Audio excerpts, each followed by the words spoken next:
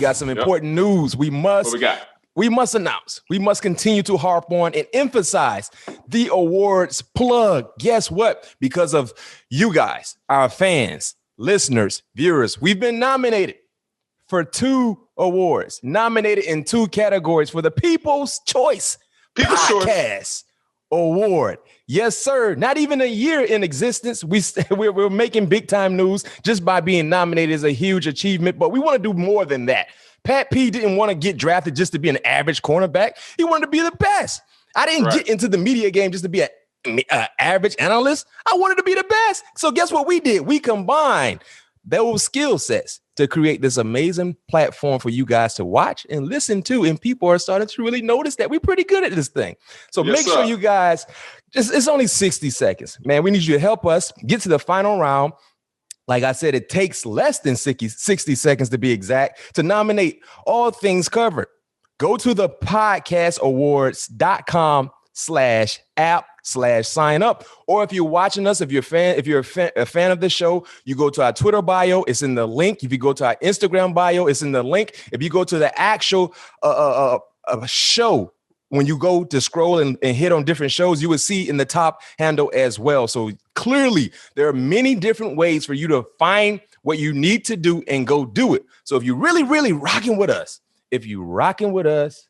rock with us. Show us, give us your support. And Pat P, I'm just going to throw this out here. I know you probably didn't agree to it just yet, but if we do win one of these awards, Pat P is going to sign a Minnesota Vikings number 7 jersey, and we're going to pick a fan who can showcase and who can show us that they actually voted for us, and we're going to randomly select a fan and send them that jersey that Pat P is going to sign for that outstanding, awesome fan. So you know how they have the vaccination card? You got to show us some type of, you got to have credibility. You got to be credible to show us that you actually voted for us, right, Pat P?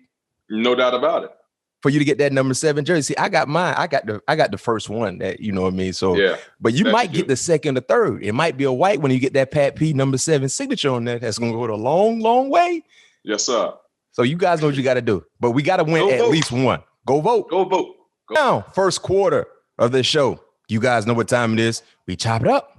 Chopping it up segment. This is a very, very special segment for our very own Pat P. Pat P, he's not just a terror on the football field. This man's a terror in a good way on the golf course. A few weeks ago, he participated in the American Century Championship tournament with us. Who's of who was there? Listen, if you wasn't a big time guy, if you wasn't a big time personality, you couldn't get on the course. So you had to be a heavy hitter just to have a golf club in your hand, better yet to be able to be a spectator. But he was there. Tournament notes. Our very own Pat P finished 23rd, one spot ahead of a divisional foe who could be a divisional foe or could be a non-divisional foe in Aaron Rodgers. Vinny Del Negro beat John Smoltz in a playoff to win. Only football players to finish ahead of Pat P. CBS own retired Tony Romo, Sterling Sharp. Played with Sterling on Saturday. Okay, on Saturday. Your teammate, Adam Thielen. You said Adam got a nice game, Pat P. Carson Palmer, Alex Smith. Only one of those guys is still active, and that's Pat P's teammate, Adam Thielen. Pat finished with an eagle on 18 on Sunday on his birthday. That's where you saw the clip that went viral. Pat P jumped into the water. I know he didn't have his phone on him because he was able to text me, so he must have put his phone down. Jumped into the water. But Pat P, man, give us a recap, man. How was it just being in that tournament, golfing with so many outstanding individuals, and seeing that you finished, pretty good. You had a real good finish, man. Tell us about that experience. Mac, I'm gonna go back to the 18th hole real quick. All right. So I knew I was gonna jump in the water for one. If you look at the clip, you gotta make it, right? So you telling us I knew I was gonna make it. Did you see me? I took my golf shoes off. That is right. Okay. So your confidence was at all time high in making that.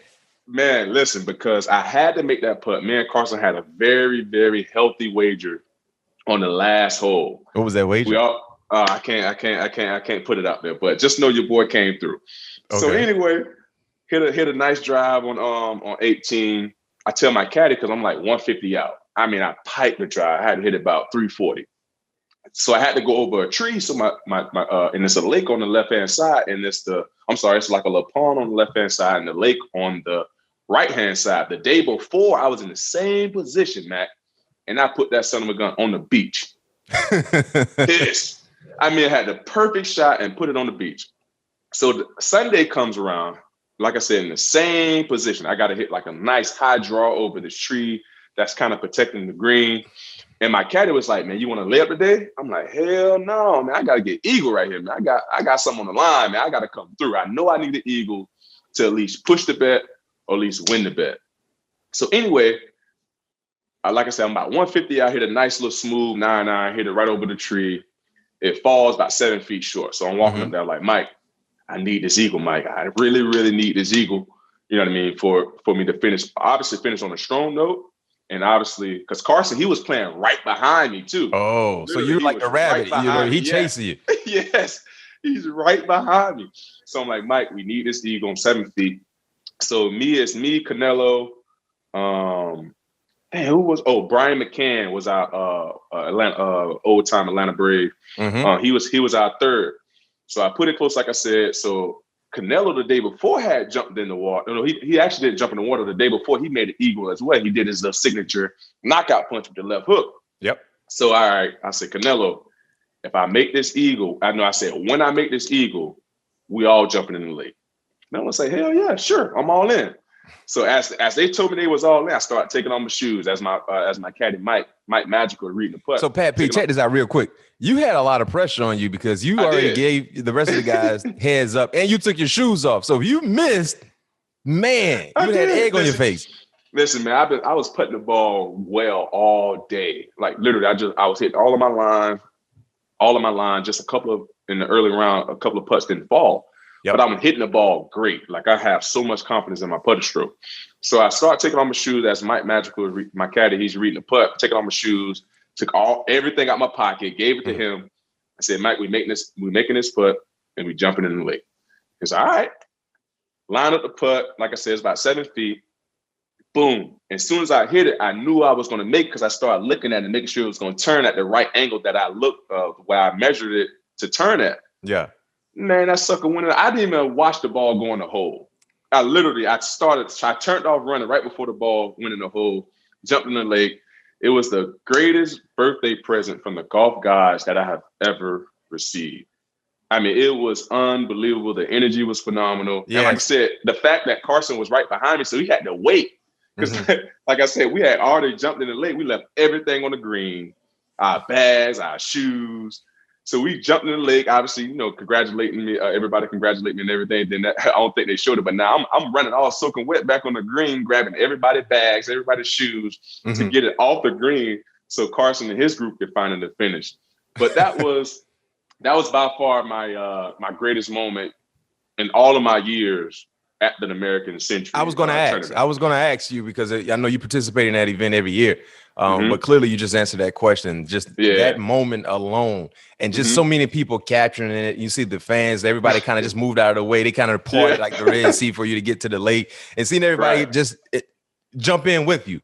Right. You know what I mean? So, but like I said, that was a lot of pressure because if you don't make it, you got egg on your face. Mac, I knew I was making it, Mac. I took my shoes off before I even jumped in the lake. But while I'm walking up there, I started unlacing my shoes. Because I always wanted to jump in the lake anyway. And when you make an eagle on 18, it's kind of like the thing to do. Yeah. To jump it's like an unwritten rule. That's something you got to do. Exactly.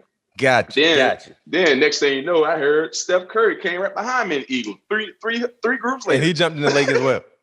I don't know if he jumped in the lake, but I know last year he jumped in the lake when he made an eagle there.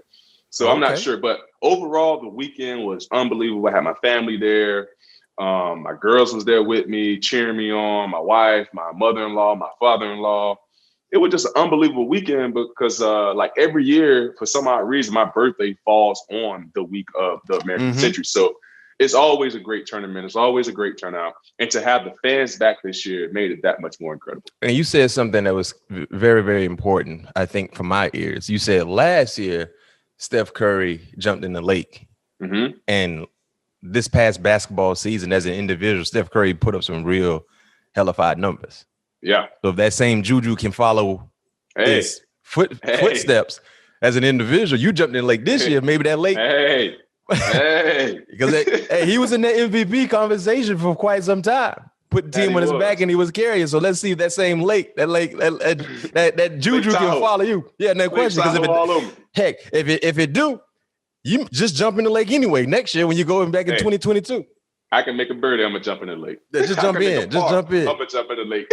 Yeah, but it was a phenomenal event, man. You know, I got Pat P. He's a terror on the golf course, man. And if you guys haven't seen the clip, it's an unbelievable clip. Just the atmosphere, how electrifying it was, the energy. I mean, that's what golf is about.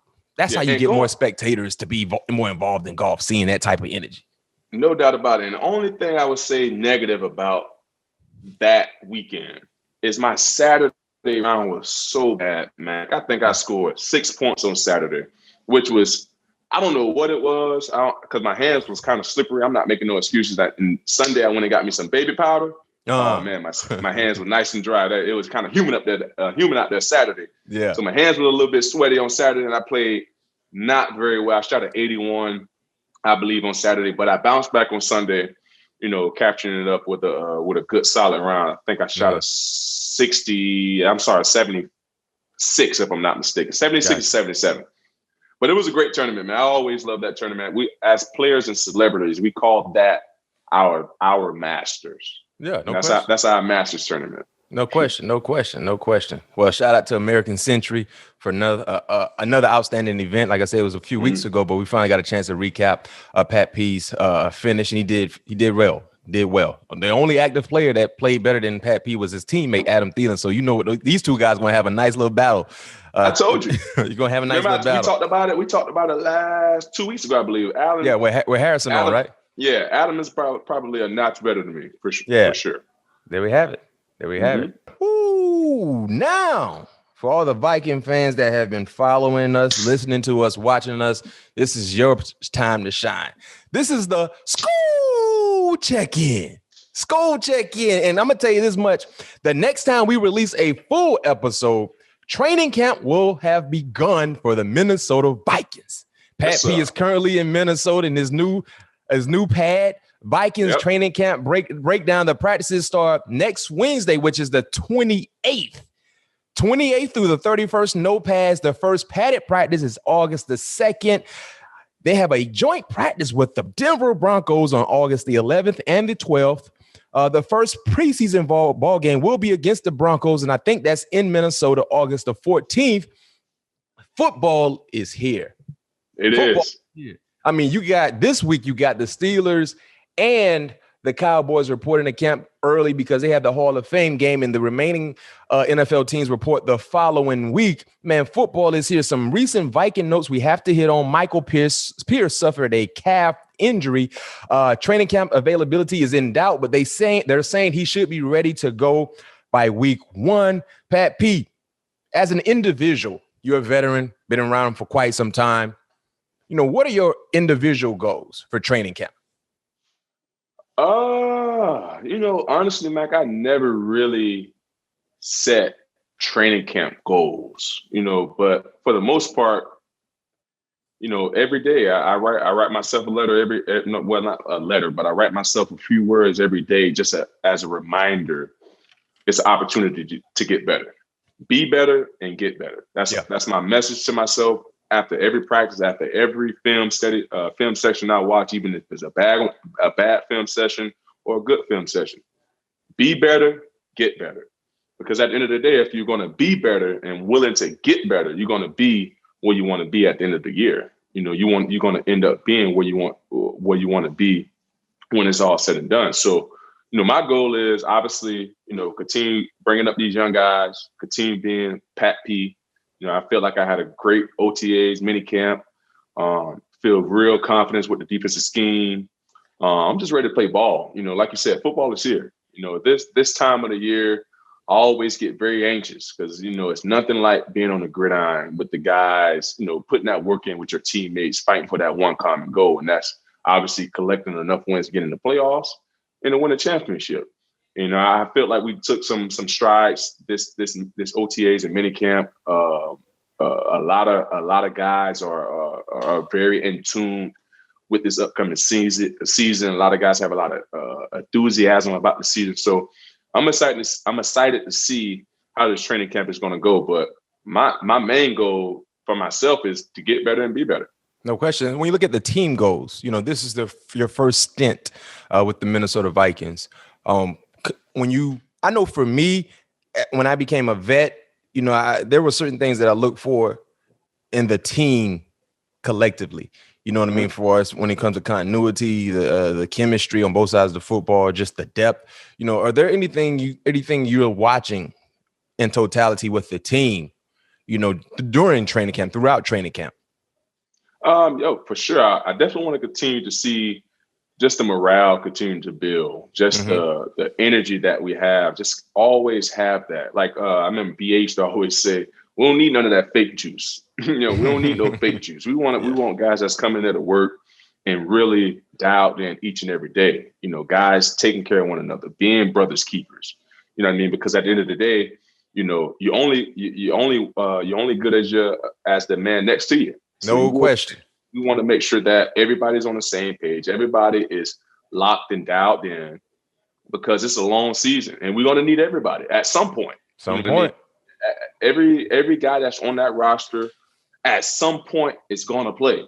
I tell all the young guys, not like I remember my young guy, Jace, last year in Arizona, just very, he was undrafted, came from Arizona, University of Arizona. He came in, he was like, man, just very frustrated. I'm like, bro, be patient. Trust me, you're going to get your time. Better be ready. No doubt about it. When that time comes, you have to be ready. So my biggest thing is making sure these young guys are ready, making sure the guys, the backups, make sure they not only understand their role, but also understand what they mean to the team.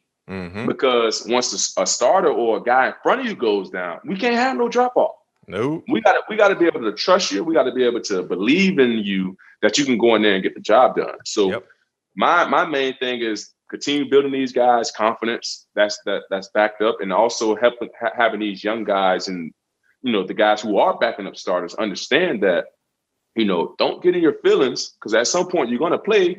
Then when you do play and mess up, whose fault is that? Yeah, your fault. So always be ready. No question. I can tell you the one thing that I'm watching for the Vikings, with the Vikings during training camp, the cornerback battle opposite of you, Pat P. You got Cameron Dantzler, who I love, coming out of Mississippi State. Yeah. He will be in year 2. You brought in Brashard Breeland. I don't know exactly the status of Jeff Gladney, who played pretty good football last year. First round, if I'm not mistaken. He was a first rounder last year. Yeah, but right now, you look at the cornerback battle opposite of you. That's going to be an intriguing battle. I love the length of and the athleticism of Cameron Dantzler. You love the experience that Brashard Breeland will provide as well. Yep. So that's going to be a unique battle. And then also the development of Irv Smith. This is year 3, I think, for Irv Smith, former second round selection out of Alabama. Talent is there. The potential is there. Now it's time for him to take flight and take off. Rudolph is no longer there. He's more athletic than Rudolph. He just needs to be able to be more consistent. But I think this is going to be a huge, huge year for Irv Smith, not just because of his individual skill set that I just highlighted, Pat P. But you look at the offense, right? You got a running back who is a star in Dalvin Cook. You got an up-and-coming star in Justin Jefferson, and you got a guy who's nothing but a red zone nightmare for most opposing defenses in Adam Thielen, not to mention he's a guy that can move the chain and very, very consistent in the offense. So you really can't devote a lot of attention to Dalvin. If you do, you're going to give opportunities for Thielen and Justin Jefferson. So Irv will have matchups in his favor. Yeah. He just got to cash in. I think he will. So that's that. These are things that I'm going to monitor from afar. And hopefully I get a chance to come up to Minnesota and be there in person. Maybe we can kind of do a little mini ATC show, all things covered show right there in Minnesota, right off the grass, man. Get it popping. But we will see. But those are something that I'm watching out for. And I know the Viking fans, they're probably nodding their head as they listen to me or watch me, because they're like, yo, yeah, Irv Smith, it's time for Irv to take off. Hey, Pat P, you've been in, this is year, what, 11? 11. Yeah, 11. Give me your best training camp memory. Whoa. Best training camp memory? Yeah, funny memory, something that you probably never forget, an experience. I'll never forget when Michael Bidwell asked me to take his helicopter. So I believe it was training camp maybe 7 for me, if I'm not mistaken. You take the helicopter and go where? Just go. He wanted me to arrive to training camp in his helicopter. He just bought his new Italian helicopter. It's very tricked out. You know, it's like the top of the line helicopter. Mm-hmm. And he asked me to do it. I was like, heck yeah, I would do it. And, you know, it was like a 15-minute, flight from Scottsdale over to Glendale. And I took the helicopter ride over there, landed on a great lawn right there in front of the stadium. And that was probably my best memory, because I would never thought I would have been like an Antonio Brown, coming up to a training camp in a style that I came in. But I would probably say that was the best one, that my best training camp memory for sure. Man, I got a few. What's your best training camp?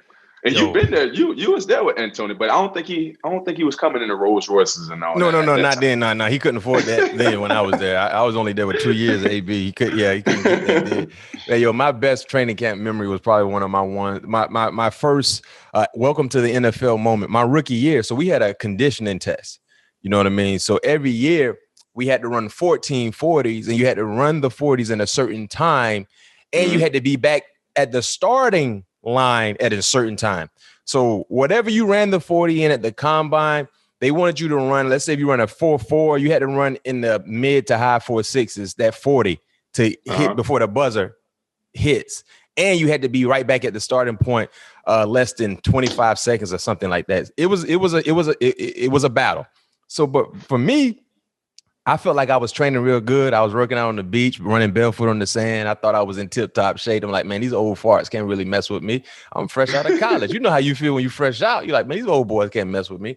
Man, so Pat P, my first 5, so we had run 14. So we had 7 and 7. Man, my first 4, I'm first. I'm killing everybody. So, I didn't know how to pace myself. I just wanted to show people I had my shirt off, my abs all chiseled. Man, I had to let people know I've been working out. Like, I'm ready. Man, I came out, I'm running. So I'm in my my rookie year. We're fresh out the gate, fresh out. So you already know how I feel. I'm fresh out. I'm like, ladies and boys, no, I ain't playing around, man. Pace yourself, fella. Pace yourself. And listen, Pat P, the first one hit. I hit the line first. I'm jogging back. I'm at the start point before everybody else. I'm like, man, these boys slow. Man, they ain't tripping. I'm like, this is easy. The second one, the same thing. I remember Hope say, hey, Mac, boy, you better chill out. I said, no, I got this. I'm good. We got to the 5th one, the same thing. Boy, when we got to that 7, I said, shoot. The hamstring kind of tightened up a little bit. I said, hey, it got hotter. I'm like, man, what's going on? We got to that 8, that 9. I said, man, them boys kind of gaining on me a little bit. What's wrong? But I got to that 10. Monkey on your back. Oh, that back tightened up. And you know when you start feeling that lower back, because when you get to the start point when you can rest, you upright, all the way upright. You're trying to move around to find an arch in your back. Oh, man, that arch. I started running with that arch in my back. You know how it is when that dog chases you as a child, that head go all the way back. I said, man. Hey, so we got to the 12. We got to number 11. I'm like, man, I don't know if I'm going to make it. I'm like, Mac, what's wrong? So you know how it is, Pat. Anytime you do a conditioning drill, you don't never want to kneel down or take a knee. They always tell us to stand up. Ain't no air down there. Right. Man, Pat, when I got to that 12 and I finished at 12, man, I laid out. Somebody done shot him. When I got to the finish point, I just It's like, Mac, man, we not done. Get up. So, and get this, Bill Cowher is the guy who has the freaking horn. So he's seen everything. Like, Mac, man, get up, man. You get up. What you doing? Like, man, I don't know if I can get it. Like, Mac, don't quit. Man, them last 2. Long story short, the first 3 days of practice, I was on the ice bucket. Right. Lower back spasms, ham tight. Man, I couldn't do anything. No 1440 sat me down. I want to know who came up with that logic that it ain't no air down there. I don't know. That's weird. It's air everywhere. Don't bend down. No air down there. Why it feels like it's air down here though? No doubt about it. And it feels so good. Don't it feel like you get more energy when you bend down? Listen, I'm trying to tell you, it feel like you recuperate much faster. Man, it feel like, man, you take a knee or you take a, you know what I mean? The air feels much better down there than up there when you're running. So I'm right there with you.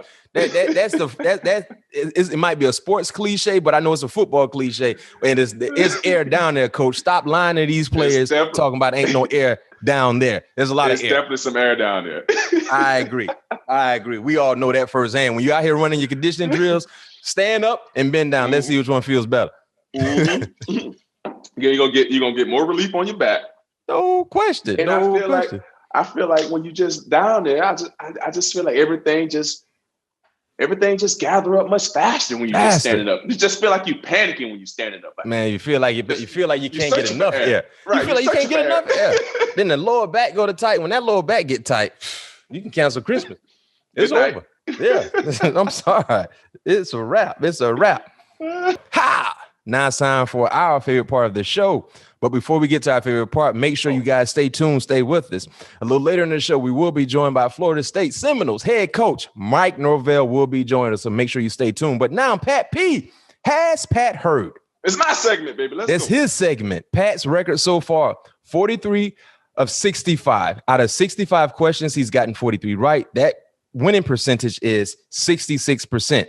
Stories that he's heard before, we told him. So he's been doing a pretty good job, clearly above 500 with his correct answers. But we have some breaking news for you guys. Some breaking news, Pat P.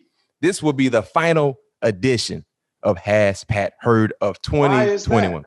Why is that? Because you about to get ready in the season. This was more of an off-season type thing. You know what I mean? Okay, so you heading back to camp. You're gonna be on dry land, so you ain't gonna be moving around. You're gonna be in the sky, on the ocean. Y'all might get me this week because I've been out the country for 8 days. Yeah, we're gonna get you. Yeah, we're gonna get you. we know the committee came up with some great questions.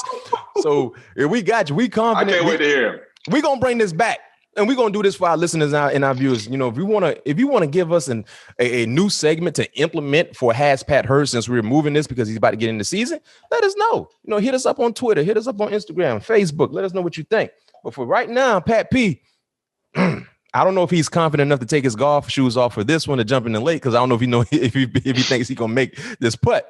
Number one, first question for you: which NFL player will accept all future endorsement money in Bitcoin? I did hear this. It was two of them. It's either. Hold on. Rephrase that question one more time. Which NFL player will accept all future endorsement money in Bitcoin? Trevor Lawrence.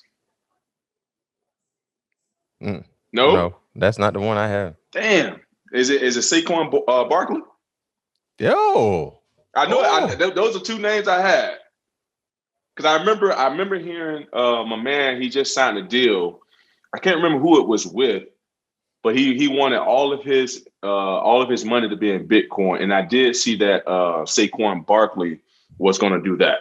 I didn't know. That's why I wanted you to rephrase that question. So that's why I wanted you to rephrase that question. And Trevor Lawrence, he's getting his signing bonus money in Bitcoin. And this, Russell Okung, who played for the Panthers last year, he received half of his salary, which was $13 million, I think it was, in Bitcoin. And get this, at the highest point in Bitcoin's tenure last year, he turned that 13 million. Well, Bitcoin turned that 13 million into 21 million. Yeah, I saw that. So if he converted at his highest point when he hit 21 million, if he converted that back to American dollars, he made some nice money. He made an extra, $8 million. So I don't know if he left it there because, Bitcoin is not as high as it once was, especially over a year ago. But I mean, he made some money. So I would think he converted it back to American dollars to be able to reap some of the benefits of that increase. But we don't know. Yeah, we don't know. But Saquon will accept future endorsement money in Bitcoin, and Trevor Lawrence will accept his entire signing bonus in Bitcoin. Okay, you got that one right, Pat P. So let me ask you this one. Let's go.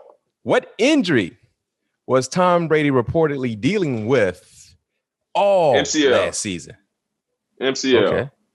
All right. I did see that one. Do you think the Bucs should be punished for not disclosing that injury? No. Well, I think they probably will be punished because I saw that. Disclose. Yep. Yeah, I saw that. But I don't think they should be punished, but they definitely are going to get punished. Yeah. Well, okay, you got that one right. I think we got you right here. Which former first-round pick and former teammate of yours just retired after 14 years? Say again. Let's go. Oh, okay. All right. Yeah. He played 1 year with you out in Arizona, right? He did. Hey, man, I think I was in the sky, but I was tuned in, Matt. well, give me this one then. Who is the fastest player you ever went up against or ever seen on the field? Trendon Holiday, by far. Oh, yeah. That boy, I remember my freshman year. So my freshman year, we got Demetrius Byrd, Trendon Holiday, Brandon LaFell, Chris Mitchell, and I can't remember the other Mitchell first name, but he ended up playing baseball. It started with a D. I cannot remember his name right now, but he ended up playing for the White Sox. So he got drafted by the White Sox. Mm-hmm. But that was our receiving core, right? So coming to train my first training camp as a freshman at LSU, everybody be like, man, Trendon Holiday fast, man. I'm telling you, fast. I'm like, I'm fast too. You know what I mean? Man, Trendon Holiday, I was playing. It was like an 87 defense, which is like a quarters and a man-to-man defense. So quarters on the strength, man-to-man on the back on the weak side. Yep. So I'm man-to-man on the weak side with no safety help. Man, when I say Trendon ran past me, that sucker ran past me. Did they throw him the ball? Yes, they threw him the ball. And he was about 3 yards ahead of me. Because I'm off already. So the biggest thing with Trendon, if he had a press, obviously they weren't throwing the ball because he couldn't get off press very well. Yeah. But when he was off, just run deep, Trendon. And when I say he ran past me, Mac, I ain't getting no hands on him. Me, he already running full speed, and I'm backpedaling. Soon as I turn and run, soon as I open up the gate, man, I look back at that sucker about 3, 4, 5 yards in front of me, man, flying. I said, you know what? I'm not playing off on this joker. No. Better try to get them hands on him, slow him down. No doubt about it, baby. No doubt about it. Put that big body on him. Man, the fastest. Shoot, that's a tough one. Wow. The fastest. Hey, did you play with Mike Wallace? Yes. We had to see that in practice. Hey, Mike Wallace was a fast joker too. I had to see Mike Wallace my freshman year too when he was at Ole Miss. Ole Miss, yes. Ooh. I used to tell Mike all the time, he was stupid fast. The thing about Mike Wallace, he didn't have no proper form. His arms were everywhere. His legs were going everywhere. He ain't really got no calf muscles. And you know how you can tell a fast guy when you see him walk and that vein part out that calf, you're like, oh shit, he can go. Hey, or they walking on their toes, you know what I'm saying? Right. You can tell somebody who got kind of fast based on their stature. Mike ain't had none of that. Hey, I remember I made a headline on Dan Patrick show. The Dan Patrick show when the Super Bowl was in San Francisco. I can't remember what year that was, but they was asking me about speed. And I said, Mike Wallace and Deshaun Jackson got crackhead speed, man. Like you said, they got no form. They just running. Just running. And fastest get out. We played against Deshaun Jackson his rookie year. And of course, you kind of know who got drafted where. So we like, okay, they got this second round guy out of Cal. Who's supposed to be fast. We like, oh, everybody fast in this league, man. We not starting him. And this was the young, super light Deshaun. Man, he went out there and ran a post. I came back to the sideline. I said, listen, I don't know how much longer I'm going to be in the game, but before y'all boys do get in the game, number 10 can go. Don't play around. Don't play around with him. You in that situation, you want to open early than late. Because if you try to time it and open a little late, Coach LeBoy still is on time. They leaving. I don't care how fast you are, son. I don't care what they say you run. When they even, they're leaving. You better understand that. But Mike was super fast. But Chris Johnson, Lord have mercy. Chris Johnson. Yeah, I played against. I never played. What matter of fact, I did play against. Nope. I'm trying to think. I might have played against Chris Johnson in 2014 if he was still there. I think he was kind of in and out of the lineup at that time. That Chris Johnson. Yeah. And the crazy part about Chris Johnson was the Steelers almost drafted Chris Johnson. The thing that hurt Chris Johnson in getting drafted by the Steelers, he had a neck issue. No, he broke his neck at East Carolina, and that's why he has that twitch. He got that twitch, yeah. So I think they were afraid of the neck injury, especially with our style of play with a running back. Yeah. So instead of getting Chris Johnson, we went Rashawn Mendenhall. Yes, boy. And we did some good things with Mendenhall. But if you could imagine Chris Johnson with us. Hey, your boy Parker was a little bit like Chris Johnson, but a little bit bigger though. Fast Willie, Fast Willie was fast. He was easily a 4.2. Yeah, no doubt about it. I'll probably say Chris Johnson, man. That Chris Johnson, man, he just it was like he was floating. Right. He was just a floater when he was, so you got some guys who are hard runner, some guys who are smooth. He was just floating. I don't like playing against fast guys that float because you can't really determine when they're actually trying to run fast.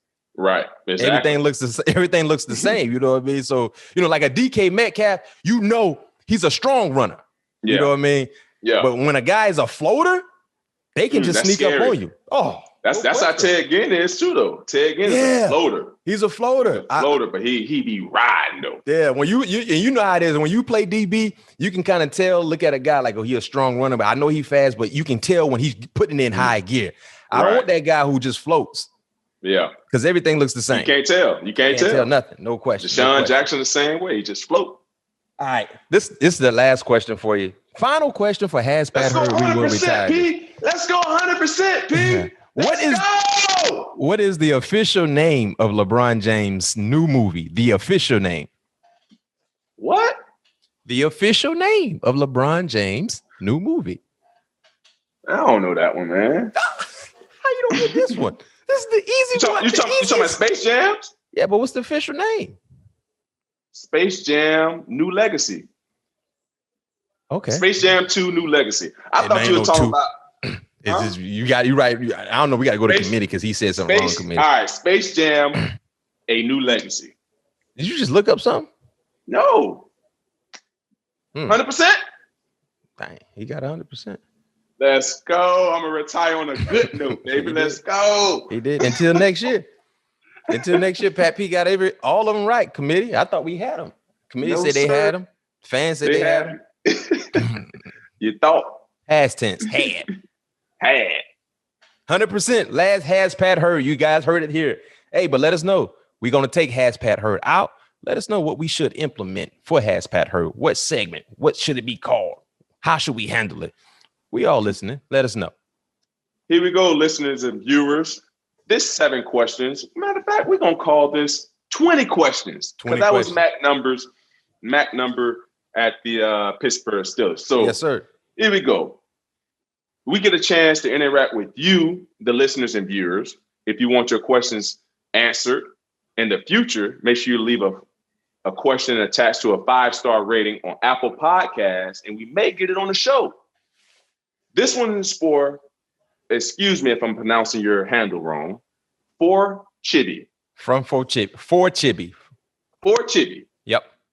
I enjoy the show. Keep up the great job. My question as a Florida State fan since the 90s. B-Mac, what do you think about Coach Novell and his recruiting this year with all the camps and Midnight Madness? I'm impressed with him so far. Do you think he's the guy to lead FSU back to greatness? Yeah, I'm impressed too with the recruiting. Florida State only won 5 games, and Pat P, you know about this as a former recruit and a fan of the game. When you getting recruited by a team that didn't do well, you don't really give them the respect or the attention. You know what I mean? Off top, it kind of takes some time. But seeing what he's doing, especially not with the success that we thought we would see last year. Clearly, he's a guy that can recruit. And that's the first sign of being successful in the collegiate level. You got to be able to recruit. You got to be able to get people to buy in, not just players, but parents as well, guardians. So he's done a real good job in being creative to open different avenues for recruiting, especially during a year where there were so many restrictions, where you can't really have contact with players, prospects. You can't really have them visit you. You got to do a lot of things virtually. But he's been doing a great job. I think right now for the class of 2022, based on the commitments, they're top 10, which is huge. They're top 10. And, that's big. To answer his second question, do I think he's the guy that can lead Florida State back to greatness? I believe so, but in due time as well. That to be determined, to say the least. I think this is a very, very important year because you had a full off season. Last year, you didn't have a full off season. Not saying that was an excuse, but you get a chance to really get acclimated with the players, and the same could be said with the players getting acclimated to the new staff. So, but this is a gut check year. The expectations are always high at Florida State. And the last few years have been really inconsistent. They've been inconsistent. So this is a gut check year. But so far, I say when I look at college football, Pat P, the first element to being competitive and being consistent, you got to win in the recruiting world. You know what I mean? They had a real good class in 2021. They're off to a pretty good class in 2022. And then when you get these kids, you got to be able to develop them. Mm-hmm. So we won't know how well the developmental program is until we actually see it on film. But I can tell you this much, they've done a real good job in the weight room. Guys have gotten bigger, gotten stronger. They're testing well. They're looking better. You know what I mean? So that's the first thing you want to see leading up to game time, how these guys look. You know what I mean? You don't want to look the same way you did as a freshman. I'm pretty sure when you got to LSU, you gained muscle mass from freshman year, sophomore year, junior year. That's a sign of a real good nutrition program, weight program. And I think we're starting to see that. So I do believe he will be able to get Florida State back to that consistency. He had some big shoes to fill. The two coaches that were there before him, more than 4 or 5 years, all won championships, and Bobby and Jimbo. So, those are huge shoes to try to fill. But I think he's up for the task.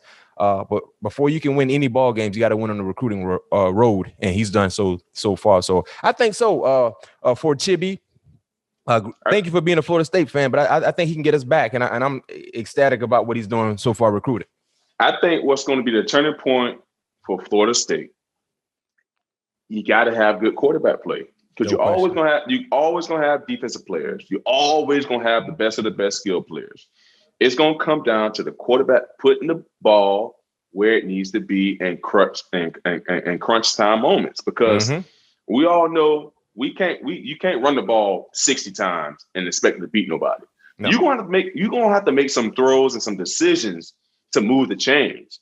So it's gonna come down to quarterback play because Florida State is always, like I said, always going to have a DB, a linebacker, a rusher coming out of the draft. Then you got to think about it. They always have good linemen, running backs, and receivers.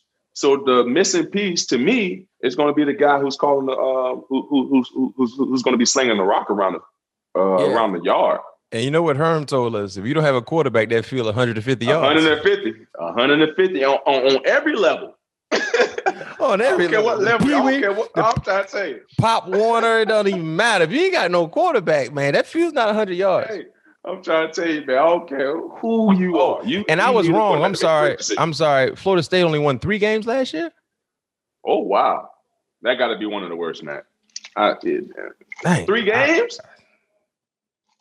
That makes the recruiting job even that much more impressive. I thought it was 5. To win 3 games, to be top 10 in the recruiting process, that's big. That just goes to show that Florida State still got the power to bring guys in. And one of the I don't want to say main gets, but one of the top commitments is a kid by the name of Travis Hunter. Oh, the corner. The corner. He plays both ways. From? He's from Georgia. He's from Atlanta area, Georgia? If I'm not mistaken. Yeah. Okay. And I don't know if you saw 247 Sports. They came up with their best composite cornerback rankings. Mm-hmm. And they had Travis Hunter number one as the best corner ever. Yeah. Number 1. And they had you were on that list. I think you were 6, I think. You were 6 or 7. Maybe 7. And you know what? I feel some type of way about 247 in their rankings. Pat, you were 7. But they had me 10. That's too low. And you know why that's too low? I agree. Let me, because I'm the oldest one. Number 1, I'm thankful to be on the list. You know what I mean? Right. That's a nice tribute. But I'm the oldest one. So remember when I came out of high school, the level of camps that you guys have currently, it wasn't there. I only went to one camp. My junior year was the Nike camp. Every other element that you guys have, like the 707 tournaments, the different camps where you can improve your status, I didn't have. So everything that I had by putting my paws on people doing real live games. I was just like you, Matt, because I didn't have that either. All I had was the Nike camps as well. Yeah. So these kids can improve a star. I mean, with the blink of an eye, like you. Right. If I had the camps that some of these kids had, the way how I played, the same can be said for you, how you played. Oh, no question. Then when I saw it, I said, wait a minute, I'm ranked too low. I agree. I agree. Hey, but like you said, Mac, I was grateful enough to be on there, man. They had us on the list. They had us on the list, but we all things covered here. And I feel like 7 and 10, but I can tell you this much. We got 2 Florida State guys on that list, and LSU got two guys too, you and Stingley. Yeah. And another thing, I didn't even know Ted Ginn was a corner. I forgot about that. I totally forgot about Ted Ginn. He was held as a cornerback. But my thing is this. He was a corner. He didn't play one. I don't know if he played one meaningful snap at corner in a game. But I forgot about that. A lot of people forgot that Ted Ginn was the top corner coming out of high school. Mm-hmm. He was ranked number 2. That was in 2000. Was that 5 or 6? I want to say 5 or 6. Yeah. 5 or 6, because he was on that Ohio State team that played Florida in the Fiesta Bowl. Yep. Mm-hmm. And he was, I think he was a sophomore or a freshman that year. And he returned that kick or that punt. And messed up his ankle. In Glendale. I remember watching that game. Yep. In the Fiesta Bowl. But 2 for 7, man. Listen, I feel like y'all slighted me a little bit. I'm happy to be on the list, but 10. And I'm the father of the group because I'm the oldest. But my when I came out, man, we had to get it from the mud. No question. But we got 2 Florida State guys on there. Travis Hunter. I don't know what the restrictions is, but it would be dope to kind of get Hunter on the show. And you know what? We got to get your guy Stingley on the show too. Yeah. But hey, with this likeness thing in NCAA, I don't think it'll be a problem to get them guys on the show. We just talking ball. But Hunter's still in high school. Oh, we can definitely get him on there. We figure it out. You know what I mean? DB. Eric, do DB talk. Do your work, Eric. Do your work, Eric. DB talk. Find out what we got to do, DB talk. You know what I mean? Get DB talk on there. But we definitely get Stingley on the show. And he rocking at number 7 this year. Yes, sir. That thing clean on that boy, too. And he just went to the end.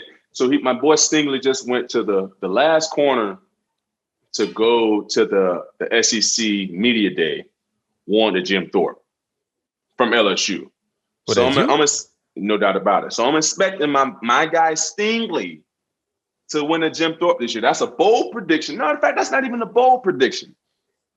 That is a guaranteed prediction. If Stingley do what he need to do this year, he will be the Jim Thorpe winner this year.